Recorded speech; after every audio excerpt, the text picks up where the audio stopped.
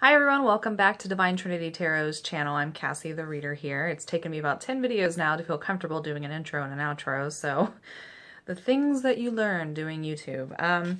So I'm doing Ethony's 31 Days of Tarot video challenge. We're on day number 10. So today's prompt is about what card do you not really want to see show up in a reading? It's interesting. It's an interesting question, and I understand what she's trying to say. Is there a card that you kind of have a gut reaction to whenever you see it come up in a reading, like, ooh, this isn't going to be a lot of fun? And there are a couple.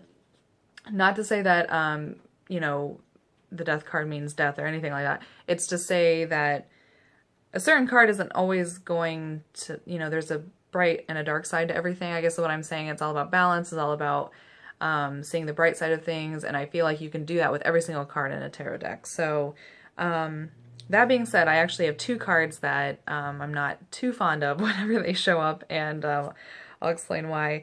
The first one is maybe a card that you've seen a lot of. There are a lot of pictures out there of it floating around. People tend to get it as tattoos, which I think is kind of weird. But anyway, I'm using the Zombie Tarot here. So it is this card, the Three of Swords. I just love this interpretation because in your traditional Rider-Waite-Smith deck, you're going to have just a heart with three swords piercing through it. So in this deck, you have a heart with utensils piercing through it because zombies eat your heart, literally. So the Three of Swords typically shows, or typically means like a heartbreak of some sort. If you kind of look at just the basic breakdown of the three and the swords, three usually means a small achievement of some sort, a step made or a progress, and or teamwork or something. And then the swords are about you know, thoughts in your mind and intellect and truth and all that stuff. So when you kind of put those together, you're kind of like, oh, I have, you know, I'm moving forward with an idea or something.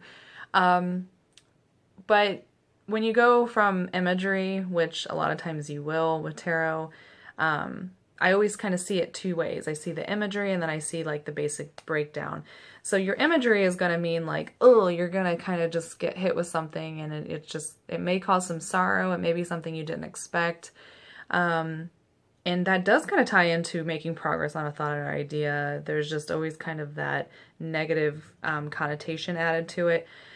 So anyway, when you're working with a client and you lay down that card, it's, you know, it's all about that first impression. They're going to say, well, why is this happening? Why is my heart getting stabbed by, why is my heart getting stabbed by some swords?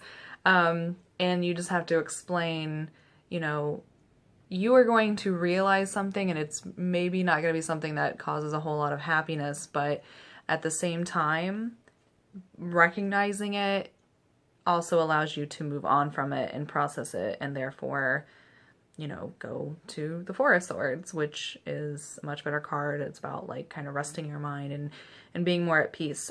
So quickly, the second card, I have a feeling a lot of tarot readers are going to say this, and it's not death, but it's the Tower.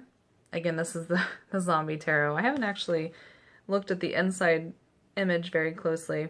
Okay, so basically it's zombies coming in and ruining some sort of get together, but it's at the top of a condominium or a condo tower, something you wouldn't expect. That is the big thing about the Tower.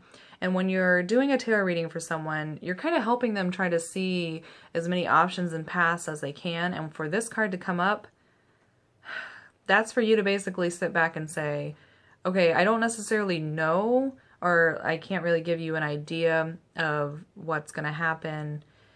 Okay, that's not necessarily how I want to explain it. But basically, it's an unexpected shock, and a lot of times that's all you can really tell them. You can maybe tell them the area of their life that it may pertain to, but it's not going to be fun, and it's going to come out of nowhere. And the great thing about getting a tarot reading, folks, is that if this card comes up, at least you're going to be prepared, and at least you're going to have some sort of forewarning and be able to work around it. That's all I have to say. And it's also one of those cards that if you read reversals, getting the Tower reversed in some ways is actually better than getting the Tower upright. So, and that's just my opinion. So anyway, that's it for day number 10 of the challenge. And thanks so much for watching, and I will see you on day number 11. Bye, guys.